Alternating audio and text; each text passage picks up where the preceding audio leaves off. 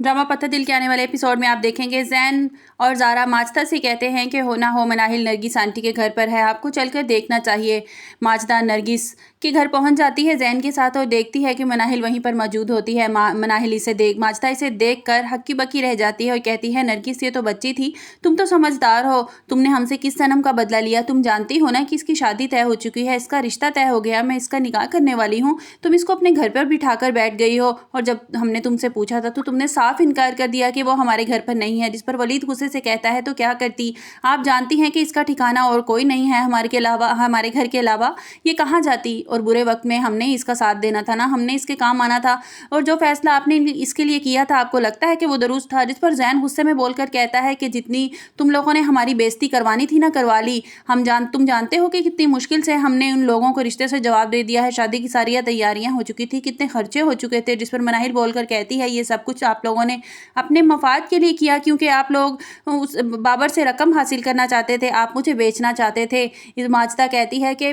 जो कुछ हो गया, चलो उठो मनाहिल घर चलो। जिस पर मनाहिल खामोशी से बैठी रहती है और नरगिस से कहती है कि ये कहीं नहीं जाएगी। जिस पर माजदा कहती है कि अपने आशिक के साथ अब ये इसी घर में रहेगी, खुलकर बताओ मनाहिल तुम क्या कहना चाहती हो? तो वो पहले ही तुम्हारी हरकतों से मैं वाकिफ़ हो चुकी हूँ। ज़ारा जब यहाँ 2-4 दिन रहकर गई थी, इसने तुम्हारी हरकतें देख ली थी, इसने मुझे सब कुछ बता दिया था कि तुम्हारा और वलीद का चक्कर चल रहा है, इसलिए तो सबा ने रिश्ता तोड़ दिया वलीद से, तुम यहाँ आकर बैठ गई हो। जिस पर नरगिस कहती है कि तुम्हें जो सोचना है, जो समझना है समझ लो, लेकिन मनाहिल अब यहाँ से कहीं नहीं जाएगी। तो माजदा कहती है, किस हक से तुम इसको रोक रही हो? यहाँ ये किस तरह रह सकती है? जिस पर नरगिस कहती है, ये मेरी बहू बनेगी, मैंने इसको वलीद के लिए पसंद कर लिया है, अब ये कहीं नहीं जाएगी, इस घर में रहेगी, मैं इसकी वलीद से शादी करने वाली हूँ, इसकी शादी बाबर से हरगिज़ नहीं होगी। माजदा कहती है, मैं इसकी फूफा हूँ, मैं इसकी बड़ी हूँ, मैं इसका फैसला करने के हक रखती हूँ इस चीज़ का कि इसकी शादी मैं जहाँ चाहूँ मैं कर सकती हूँ, मैं इसके बाप की बहन हूँ। मनाहिल गुस्से में बोलती है और कहती है, कौन से बाप की बहन और कौन सी फूफो?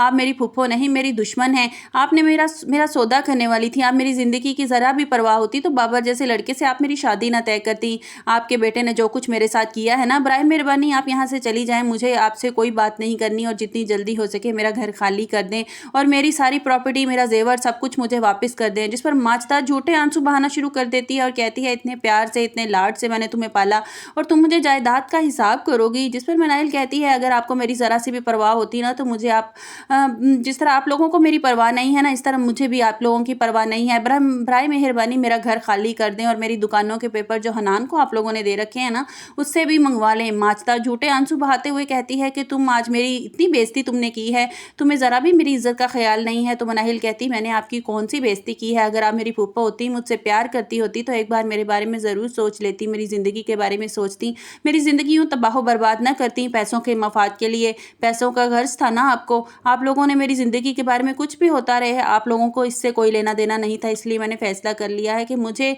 आपसे एक एक चीज़ वापस लेनी है। मैं इस घर में वापस नहीं जाऊंगी आप लोगों के पास, और बराए मेहरबानी आप यहाँ से चली जाएं।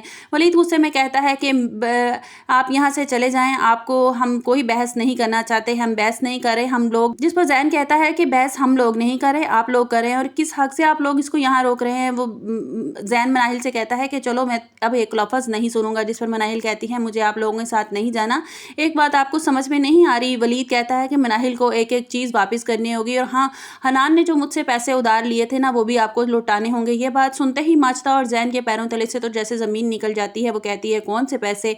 और वलीद सारी बात बताता है कि हनान ने ड्रामा करके मुझसे पैसे हथियाए हैं, वो पैसे ज़ारा के पास हैं और वो मुझे लौटा दें। माजदा गुस्से में आ जाती है और कहती है कि घर आती है और गुस्से में ज़ारा से पूछती है और कहती है कि तुम लोगों ने वलीद से कुछ पैसे लिए थे और तुम लोगों ने मुझे बताया ना तक गवारा नहीं किया। तुम जानते हो कि वलीद पैसे मांग रहा था और किस तरह उसने हमारी बेइज्जती की है, किस तरह हमें बेइज्जत करके घर से निकाला है। जिस पर ज़ारा कहती है कि मैंने ये पैसे हनान की माँ को देने के लिए लिए थे, हनान की माँ हनान की शादी करवाना चाहती थी, इसलिए मैंने पैसे उसके मुँह पर मारे ताकि वो ये बात ना कर सके कि हनान की हम दूसरी शादी करवा देंगे। माजदा सर पकड़ कर बैठ जाती है और वो पहले ही हनान की दुकान और जेवर नहीं निकलवा पा रहे, उल्टा उधार लेकर तुमने हमारे सर पर चढ़ा दिया, हम वलीद को किस तरह से पैसे वापस देंगे? आपको हमारी वीडियो कैसी लगी कमेंट्स बॉक्स में अपनी राय का इजहार कीजिएगा और लाइक और सब्सक्राइब कीजिएगा। और आपको क्या लगता है कि मनाहिल और वलीद की शादी हो जानी चाहिए?